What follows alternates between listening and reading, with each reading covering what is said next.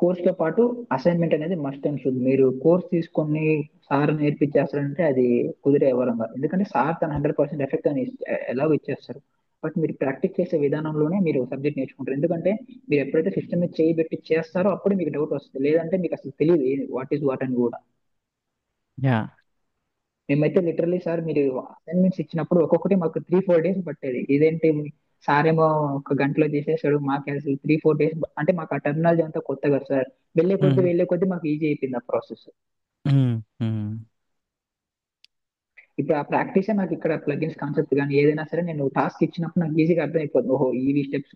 నేను ఫస్ట్ ఏం చేస్తానంటే సార్ ఏ టాస్క్ వచ్చినా గాని మనం ప్రీవియస్‌గా చేపిచ్చారు కదా! మీరు ప్రాజెక్ట్స్ గాని మనకి.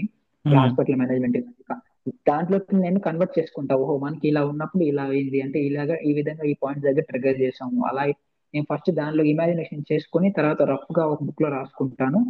తర్వాత నేను దాన్ని ఇంప్లిమెంటేషన్ చేస్తా. అప్పుడు నాకు ఏ ఇష్యూ రావు. ఒకవేళ వచ్చినా గాని నాకు టీమ్ లీడ్స్ వాళ్ళు హెల్ప్ చేస్తారు. ఆ టాస్క్ అప్పటికి కంప్లీట్ అయిపోతది. హ్మ్. సో, మీకిది ఒక సపోర్ట్ లాగా కూడా హెల్ప్‌ఫుల్ అవుతుంది. చాలా హెల్ప్ ఇస్తాయి. ఇది వర్క్ ఎప్పుడైనా సపోర్ట్. బేసిక్స్ మర్చిపోయినప్పుడు మళ్ళీ నేను ఒకసారి క్లాస్ ఎట్లా నాకు రికార్డింగ్ యాక్సెస్ ఇచ్చారు కాబట్టి మళ్ళీ ఎప్పుడు వీకెండ్ కూర్చొని ఒక 2, 3 క్లాసులు ఓకే వినేసి ఓకే ఇట్లా ఉంటుంది, ఇట్లా ఉంటుంది అని మళ్ళీ నెక్స్ట్ అలా చేస్తున్నా కాబట్టి ఇబ్బంది లేదు సార్. హ్మ్. సూపర్. సూపర్. సో, ఇంటర్నల్‌గా లైక్ టీమ్ మీకు